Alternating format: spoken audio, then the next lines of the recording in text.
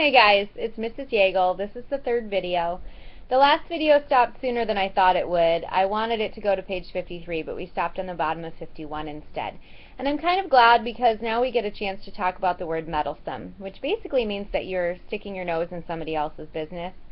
And Mr. Malfoy uses the word in conjunction with what the ministry is doing in passing some laws to protect muggles. He feels like that's putting their nose where it doesn't belong. But what do you think? Here we are, bottom of 51. Harry felt a hot surge of anger. And as you see, certain of these potions might make it appear. I understand, sir, of course, said Mr. Borgin. Let me see. Can I have that? Interrupted Draco, pointing at the withered hand on its cushion.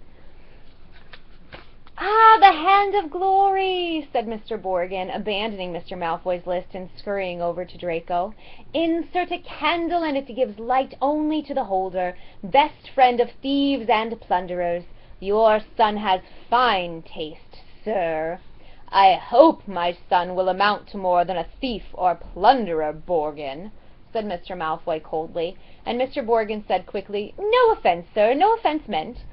Though if his grades don't pick up, said Mr. Malfoy more coldly still, that may indeed be all he is fit for. It's not my fault, retorted Draco.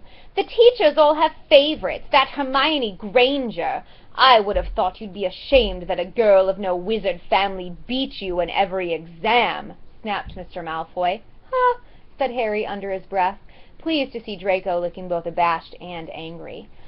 It's the same all over, said Mr. Borgin in his oily voice.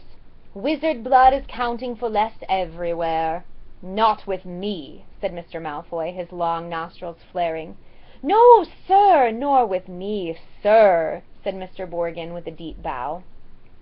In that case, perhaps we can return to my list, said Mr. Malfoy shortly. I am in something of a hurry, Borgin. I have important business elsewhere today. They started to haggle. Harry watched nervously as Draco drew nearer and nearer to his hiding place, examining the objects for sale.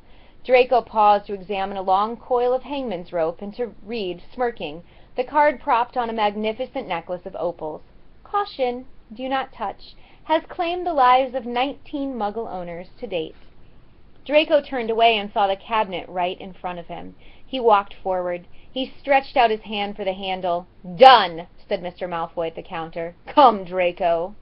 Harry wiped his forehead on his sleeve as Draco turned away. Good day to you, Mr. Borgin. I'll expect you at the manor tomorrow to pick up the goods. The moment the door had closed, Mr. Borgin dropped his oily manner. Good day yourself, Mr. Malfoy. And if the stories are true, you haven't sold me half of what's hidden in your manor. Muttering darkly, Mr. Borgin disappeared into a back room. Harry waited for a minute in case he came back, then quietly as he could, slipped out of the cabinet, past the glass cases, and out the shop door. Be sure that now that we've read that part about Mr. Borgin, you consider how his personality and his demeanor changes once Mr. Malfoy has left the room. And think about how that affects the way we understand that other wizards feel about Mr. Malfoy.